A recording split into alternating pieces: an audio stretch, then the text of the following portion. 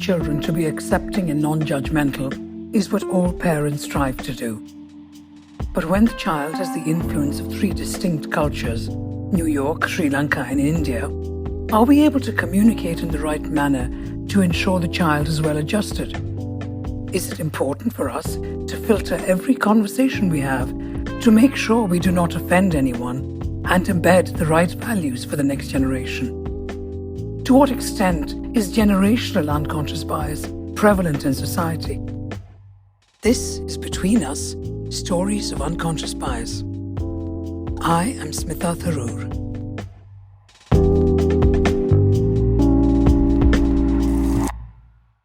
I'd like to introduce Sonia Dandona Hirdaramani. Sonia had a career in finance, fashion, and entertainment before pivoting to personal investing and non-profit work after her move from New York to Sri Lanka. When she was working in entertainment and fashion, she was commended by Hillary Clinton for building bridges between South Asia and the USA. Sonia currently lives in Sri Lanka with her husband and two sons. An occasional writer, Sonia writes a column, Island Life Global Views, in the Daily Mirror, the English newspaper with the highest circulation in Sri Lanka. She's also written a chapter for Anupam Kher's best-selling book, Your Best Days Today. Sonia is a graduate of Columbia University and completed a Harvard University Graduate Proseminar in journalism. Currently, I know that Sonia is just briefly back in New York, so she actually is not in Sri Lanka as we speak. But welcome, Sonia, and thank you so much for joining me to share your stories of unconscious bias. Thank you, Smita. I'm so looking forward to speaking with you. So, Sonia, unconscious bias, what do you understand by those two words? You know, Smita, when I first heard the term unconscious biases, it actually had a negative connotation to me, as the word bias often does. But after some thought, I realized that unconscious biases are actually very natural. What separates us as humans is our ability to learn from our experiences, both good and bad. Now, like emotions, we have positive ones and negative ones. The problematic ones are the bad ones, like, for example, anger.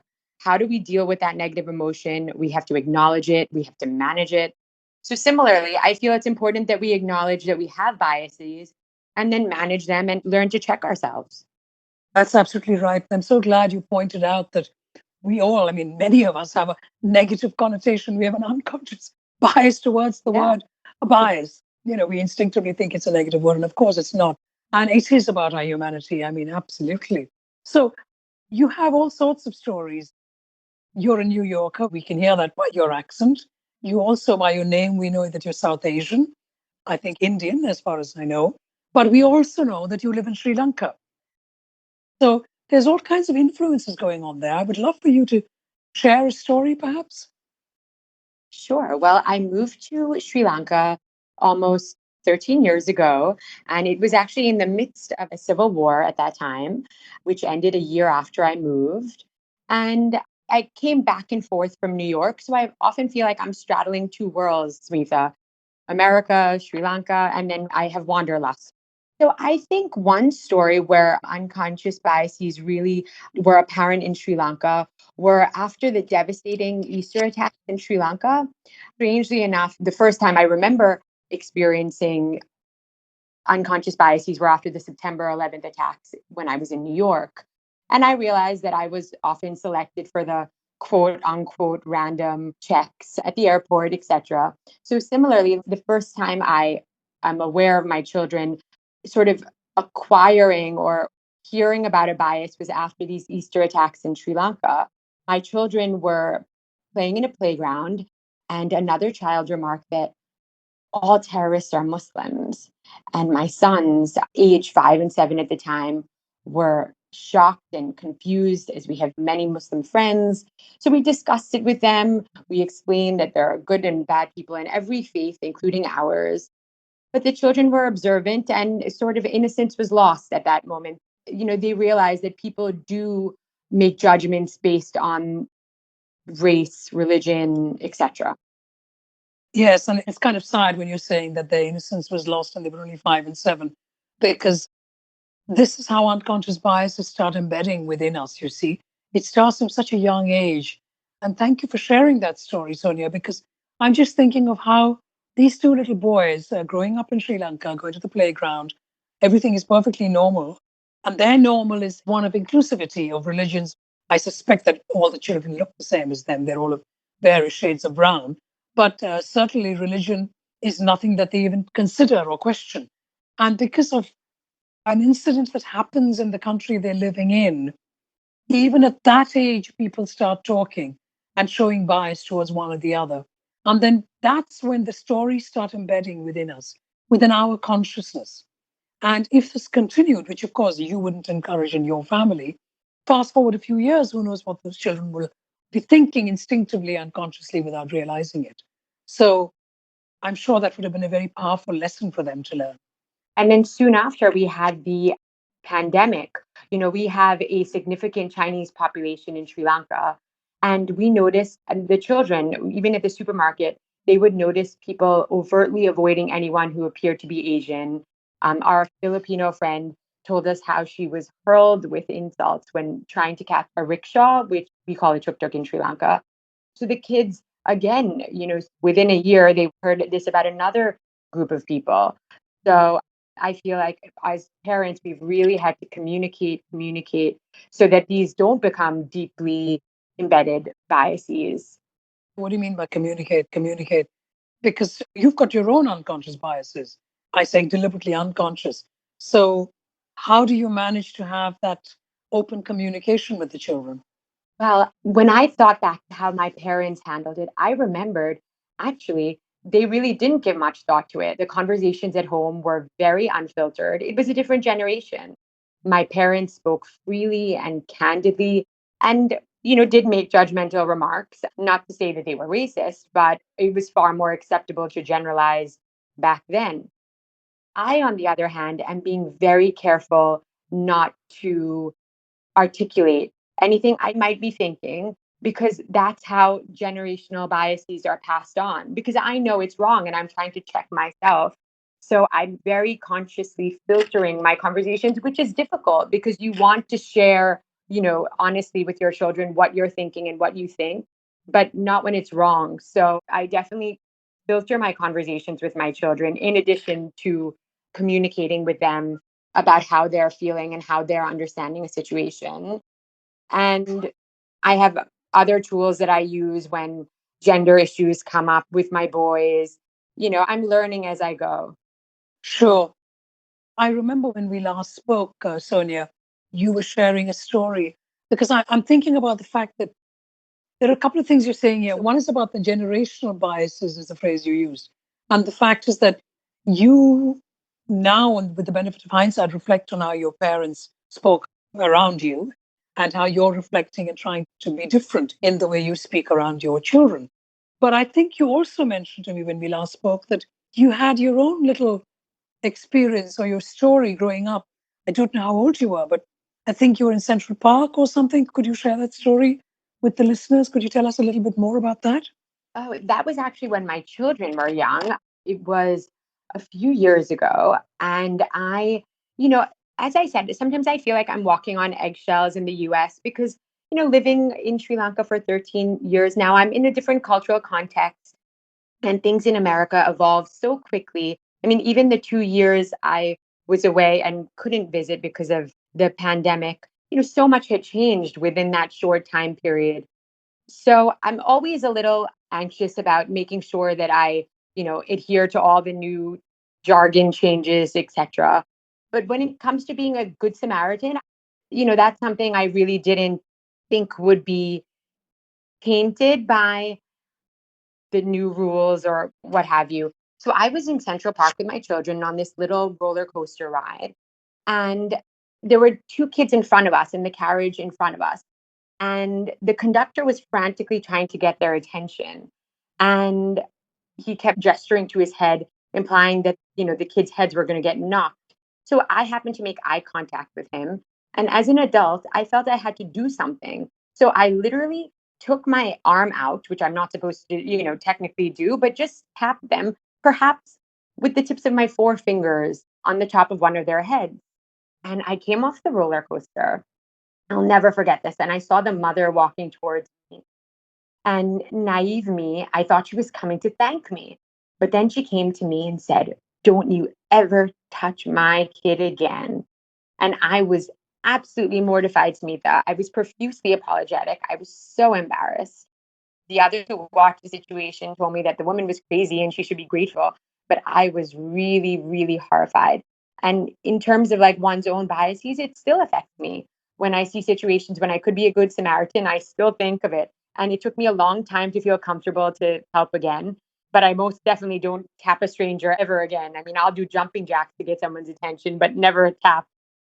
I guess I should have known that. But again, in Asia, strangers come up to my kids and pull their cheeks. Not that that's right either, of course, but I was coming out of a different cultural context. So experiences like these, when one gets their wrist slapped, it sort of now makes me anxious all the time of, you know, I don't want to unwittingly offend or, offend someone here. There are a few things going on here, Sonia, and thank you for sharing that story. So, firstly, before you even started sharing the story about the Central Park and the little roller coaster for little children, we're not talking about a big scary roller coaster, but you said in 2 years, because of the pandemic, you've not been able to travel back to New York. You are now currently in New York, having been in Sri Lanka for the last 2 years. And you say language has changed a lot in 2 years. Can I just look at that a little bit before we continue with the story of the roller coaster? Because I just didn't want us to forget that point that you made. So, what were you meaning by that when you said language has changed? Sure. Well, I think in New York, especially, it's very important to use the updated jargon. And, for example, when signing up my son for one class, there was a drop down under gender of like 4 or 5 different options. And I'm learning, and I'm happy to learn. But Sorry to interrupt, but how old is your son? 7. He's 7. You've put him into a school. I'm just trying to summarize what you just said. So you're back in New York temporarily. You put your 7-year-old into a school in New York. And for the application, there is a drop down menu that gives you many options for gender. Is that correct? That's right. But this wasn't for school, but this was for something else. But interestingly, in even the way the kids are asked to introduce themselves is very different. In a slide, they were asked to, tell the group of children, what is your favorite TV show? What is your favorite food? And basically, then what is your race? What is your ethnicity? What is your nationality? Now, my 7-year-old had no clue because we don't use those sort of terms, especially at 7 in Sri Lanka. So, he was asking me which one, and I actually was struggling with it because even though I'm 40 years old, dealing with questions of identity, right? Of course, I identify as being American, but I have spent the last 13 years of my life in Sri Lanka. So that's certainly become part of my identity, but not in technical terms, right? Under race, ethnicity, or nationality. I also strongly identify culturally and by origin of being Indian. So I just wonder, by making these children label themselves so early, are we unwittingly limiting them, or are we making them conscious, which is a very good thing? The jury's still out on these matters. And there's a lot of discussion going on about this in the public and private schools, especially in New York at the moment. Mm. I'm glad you shared, a little bit more detail on the idea of language, because certainly in the West, the language has changed a lot. There are words like, for example, white privilege, microaggression, being woke. I'm just thinking of 3 examples that are used a lot in regular conversation between people. And of course, I suspect living in Sri Lanka, you wouldn't really come across that kind of language in everyday language. But let's just come back to you, Sonia, and that experience that you had on the roller coaster, because we're talking under the headline of unconscious bias. And we're looking at what that did for you in terms of unconscious biases. Because what is, often we get unconscious biases because we want to protect ourselves from not experiencing that again. And it seems to me that instinctively, what you're trying to do now is to avoid perhaps talking to strangers or helping them or any of that because you're worried that you might be misunderstood. Is that what you're saying? That's right. I mean, I'm such a chatterbox, as you could tell. I hasn't really stopped my chatting, but I do have an anxiety with it that wasn't there before. Growing up in the States, I'm talking, 30 years ago, society was not as unforgiving and punitive as it is now. Now I just feel there's more of an anxiety of saying the wrong thing. I did. I mean, as when we were younger, we said wrong things and we were corrected and we learned. Even now, I'm so happy to learn. But even this conversation, for example, I wish I could be 100% unfiltered, but I'm terrified of saying the wrong thing that might haunt me in years to come. Like I said, things evolve so quickly in America, and I haven't had the chance to catch up. So I feel there's a lot for me. I'm a lot more anxious in conversations when it comes to these sensitive issues, especially with now politics become very polarized here. So one small comment could be, misconstrued, misinterpreted. So now I actually walk on eggshells, actually. And I'm really sorry to hear that, Sonia, because that's a hard way to live on a day-to-day level. Because one thing is, and I really want for the listeners and myself to appreciate that all of us, the way we approach wherever we're living and how we can chat and converse and engage is based on what we see as normal. And Sri Lanka has been normal for you for 13 years, most of the time, even if you travel in the old days. And more importantly, for the last 2 years, you haven't left the shores of Sri Lanka because of pandemic. And so it's just been very much embedded within how you communicate. So even though you knew, you're a New Yorker, that's your city of your birth, even though you knew that language and communication is very different in New York, in just 2 years going back, you have found that people communicate in a very different way. And the point I want to make is how so easily we, the listener, could jump to a conclusion about you, the speaker, based on our stories and think that you are being rude. Why did you tap my daughter, for example? We don't know what that lady's story was, the mom who came and was angry with you. But what she saw offended her. But if she knew that you came just from Sri Lanka a few weeks ago, you're not even aware these kind of things might offend somebody, she would be far more forgiving. And then the other thing that you said, which I just wanted to flag up again, I think you said you used the word punitive. What did you mean by that? Because I just want to explore that idea of how you're feeling, because you're on eggshells, you said. And I was thinking, poor Sonia, actually waking up in the morning and going to bed at night, worrying about that. Well, that's something that's, yes, we hear about, cancel culture, on the news, but it actually has to be taken very seriously. So that's what I meant. Yes. I'm not suggesting that we should not take it seriously because it comes down to respect. Yes. But then how do you manage your, because what I would not want for any one of us, any one of the listeners, or you or myself, to be waking up every morning and walking on eggshells, worrying about whether I'm going to offend somebody because I said the wrong thing. Because if we go into society with that feeling, that implicit instinctive emotion within us, it's an enormous amount of stress that you're carrying around, isn't it, Sonia?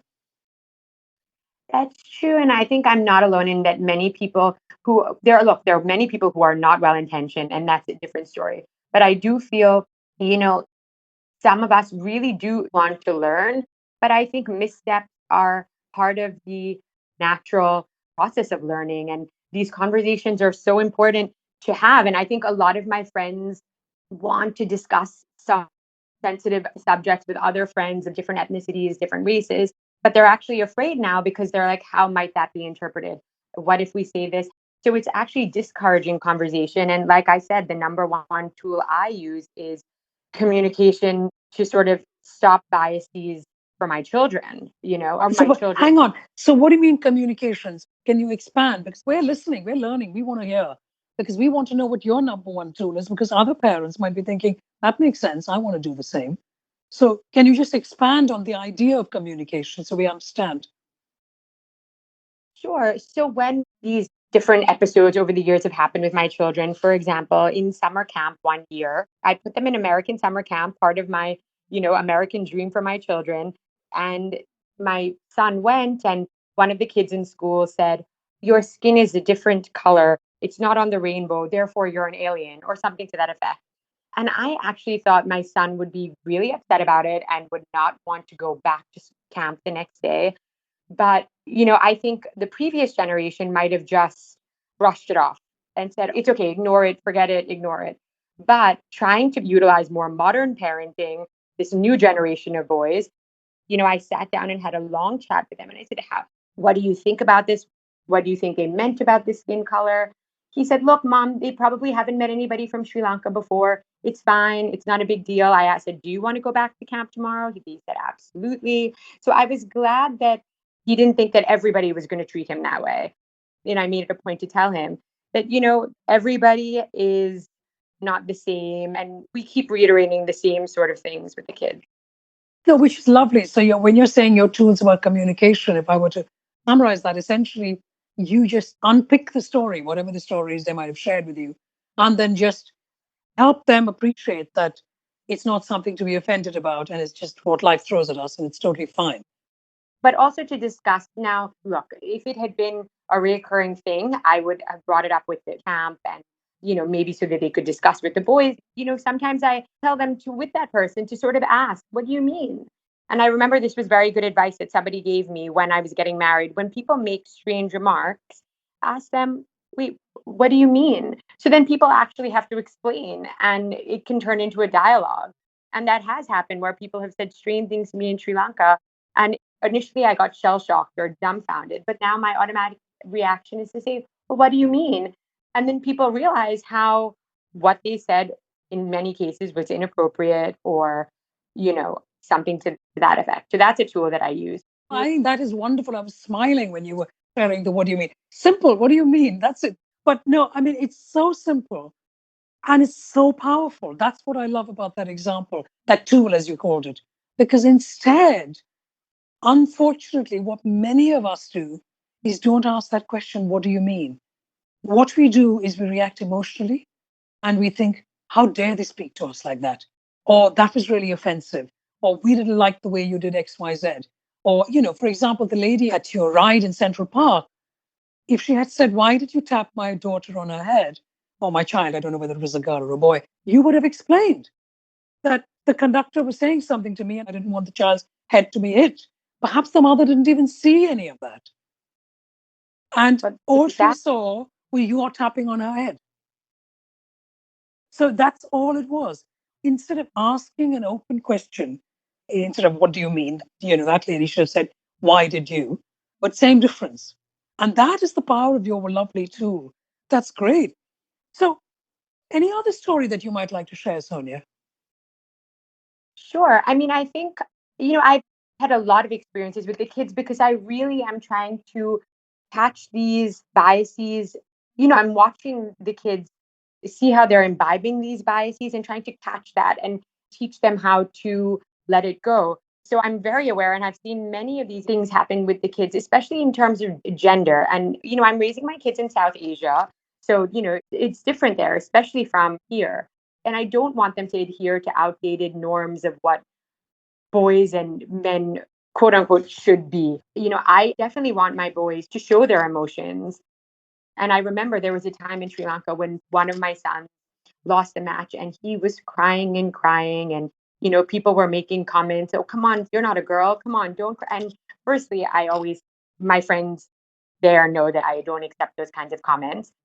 But also, even in my brother's generation, I'm sure people would have said, boys don't cry, boys don't cry. But I actually let him in public and I said, let it out, let it out. He was really upset. But then after a certain amount of time, boy or girl, as a parent, you want the waterworks to stop. So another tool that I use, I always ask myself, would I expect my son to stop crying at this point if it was my daughter and not my son? And at that point, the answer was yes. And I told him, come on, now wash your face and we'll talk about this more when we get home. Come on, wash off. Oh, that's wonderful. So you actually have the presence of mind, Sonia, in the middle of X happening. In this instance, your child crying because he didn't win the match. To really ask yourself, to check in with yourself in terms of gender bias. Would I do the same if this were my daughter and not my son? Not that you have a daughter, but if this were a little girl rather than a little boy. That's remarkable. I mean, that's hard to do and have the presence of mind to do. So I'm just hugely impressed that you're able to check in with yourself all the time. That's great. As long as you don't hang around and walk on eggshells, Sonia, I feel for you on that. Because I think personally, what you were saying about what do you mean? That's a lovely other tool that you mentioned. And communication, open, honest exploration of story. So could you not then, when you're communicating with your friends, or perhaps it's not you and your friends, but your friends and their friends in the West, who are of different races, ethnicities, genders, sexualities, we name it, and we're all sitting together and having a chat, and people are worried that if they say something, it'll offend somebody. Could they not follow your model and actually have open, honest communication? Or is it only relevant to immediate family? Well, I hope. I mean, people are saying here that I'm not alone in this. I've had this discussion with many friends. People are scared, but they think it's just because it's very raw and new. And there's a lot of leadership coming out. Even the people, my alma mater, who are behind the critical race theory at the moment, they are saying, some of this has been misconstrued. We are trying to get more communication out. So I think honestly that communication is the only way forward, because it's not going to work if everybody's in silos and afraid to learn. So I do hope that is what the future holds. And it's the same thing in Sri Lanka. My boys will be growing up there, and they have to also straddle the expectations of them there, but also be modern, men of the world. So It's it a is really tricky coming down to balancing act. communication, isn't it? That's what you're saying. It's a tricky balancing act. Things like when my younger son, he loves to wear his hair in a man bun, but he doesn't have long enough hair, so it ends up looking like a ponytail. So a few people at this place where he plays sports, they're like, "Are you a girl? Why are you wearing a ponytail?" And I think maybe in my brother's generation, my parents wouldn't have let him, walk around with his ponytail. But I actually tell him that, people are going to say this. Do you mind? And he doesn't. So I let him. In fact, a few weeks ago, one of my sons at an American institution was encouraged to wear a skirt. There were three options: to wear a skirt, wear nail polish, and or a headband with a bow, to show solidarity with this kid in Spain who was sent to a psychologist for wearing a skirt. Now, parents of another generation might have said, "No way is my son going to school in a skirt. No way is my son wearing a headband with a bow." But I asked my children what they wanted to do. And I sort of, again, discussed with them the rationale behind this. I left it up to them. Now, to be honest, again, with this anxiety I told you about, I was worried that if they chose not to, not that they're not in solidarity, they felt very sorry for that boy who was sent to the psychologist. But if they decided they didn't want to, for whatever reason, wear one of these things, that people might read into that he is not in solidarity, which he is. So there is a lot of, again, like I said, silent sort of pressure. And it seems that sometimes people are doing these gestures out of, not duress is too strong a word, but it's tricky. So it's again biases, right? If he chose not to wear something, people might assume something. So it's all about biases, in these situations. So many different stories, but I want to just end with the idea of communication, open, honest exploration and communication with whoever it might be. Because if we do that, there is so much less misunderstanding. No, this has been great, Sonia. Sonia Dandona Hirdaramani, thank you so very much for sharing your stories of unconscious bias with me today. Thank you so much, Smita, for having me. It's been a pleasure.